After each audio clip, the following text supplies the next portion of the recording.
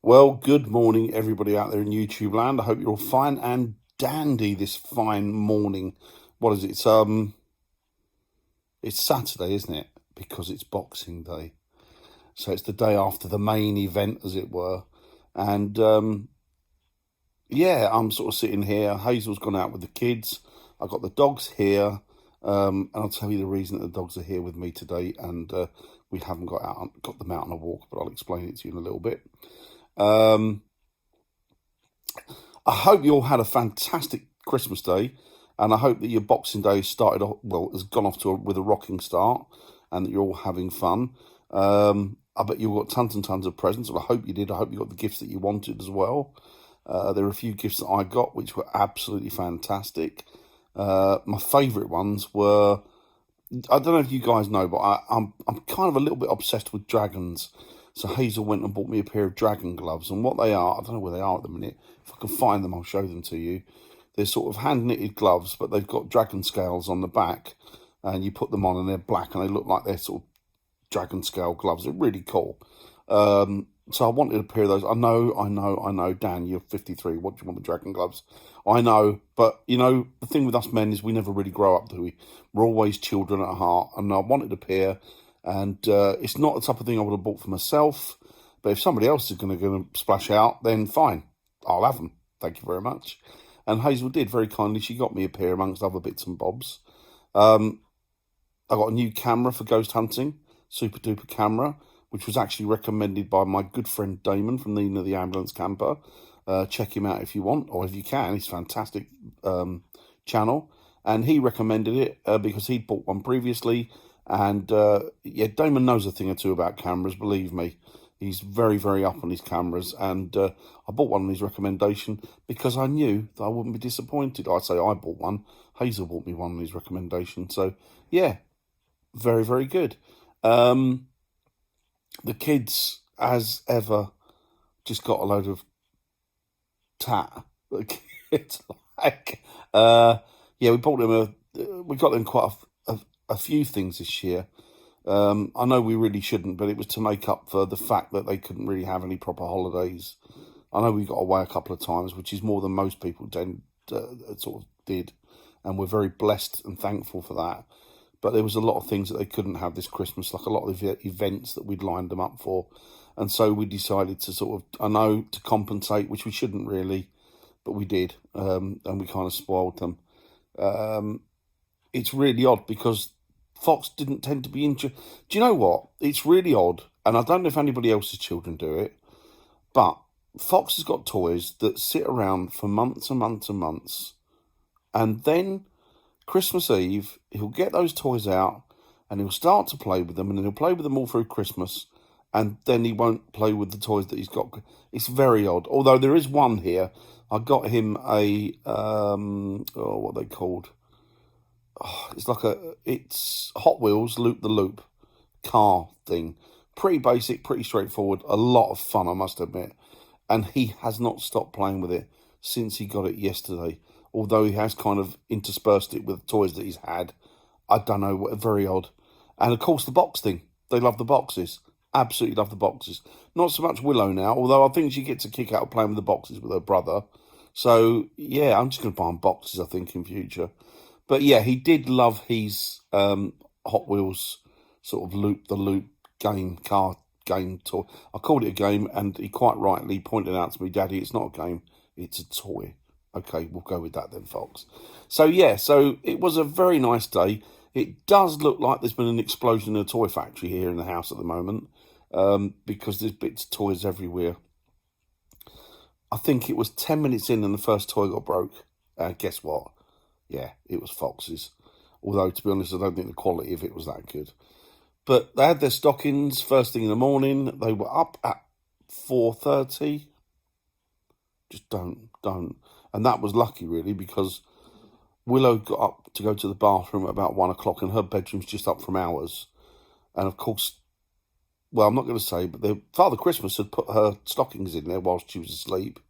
And when she come back and saw them, we heard this massive, even though we could hear her wobbling about like a zombie, half asleep. As soon as she opened the door and went back to the bed and saw the stockings in there, great big intake of air, and Hazel had to go in to get her back to sleep again. She was that excited. Fox initially woke up at about the previous day, Christmas Eve.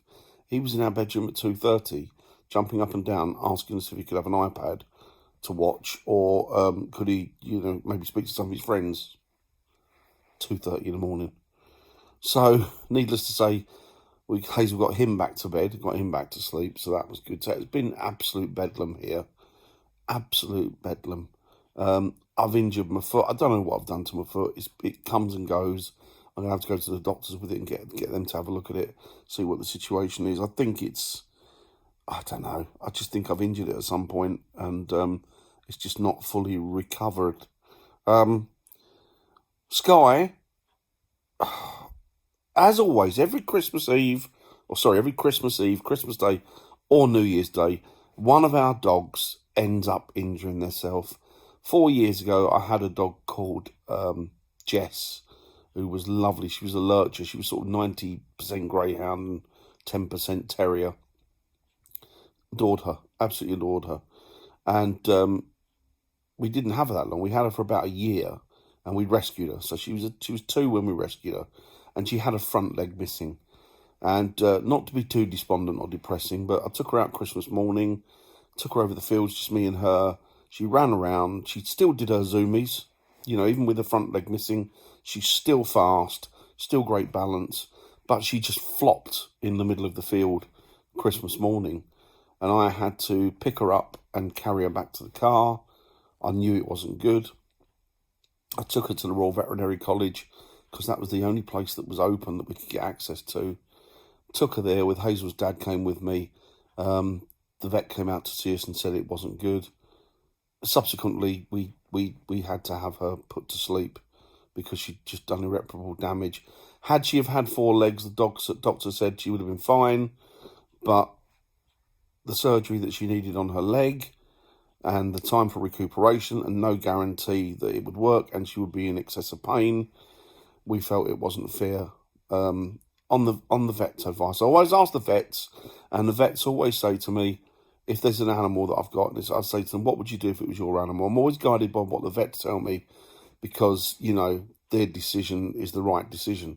And they're always very, very reluctant to tell me, well, and I've had a few say, well, I'm sorry, but it's your decision. And I said, yeah, I know it's my decision, but if it were your dog, what would you do? I kind of press them for an answer. And the answer that day, as with many dogs or other dogs that I've had, or animals, is that, yeah, it's probably best that she was put to sleep. And it broke my heart. But we thought, right, that's it. We didn't have a dog then. We'd lost 2 dogs previously that were getting on a bit. And we said, look, we'll have a rest. We'll just have a rest from dogs. We don't want to go down the route of having another dog. We want to see what it's like without a dog. And we'll give it 6 months to a year, and then we'll revise the situation then.